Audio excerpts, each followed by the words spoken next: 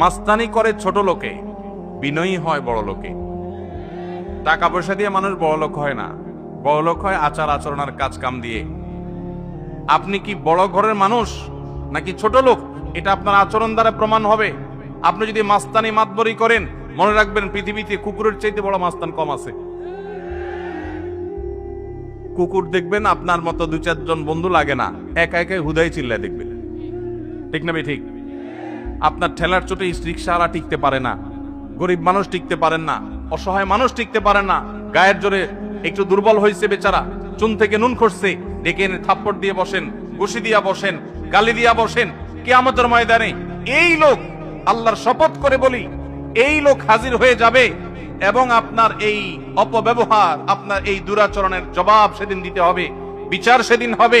আল্লাহ তাআলা বলেছেন, ওমাই ইয়ামাল মিসকালা যাররাতিন শাররান ইয়ারা, যারা পরিমাণ খারাপ কাজ করবেন মুখোমুখি হইতে হবে তার পরিণামের। এজন্য মাহফিল থেকে শিক্ষা নিয়ে যাব যে কোনোদিন কাউকে কষ্ট দেব না ইনশাআল্লাহ, কারোর কষ্টের কারণ হব না ইনশাআল্লাহ, কোনোদিন কারোর কষ্ট দেব না। পারলে উপকার করব, না পারলে চুপ থাকবো। শরীরে ভাব আসলে নিজের মনকে বলবো এ ভাব দূর হইতে সময় লাগবে না, দূর হইতে সময় লাগবে। যুবক ভাইরা, এগুলোর মধ্যে আপনাদের জন্য বার্তা আছে।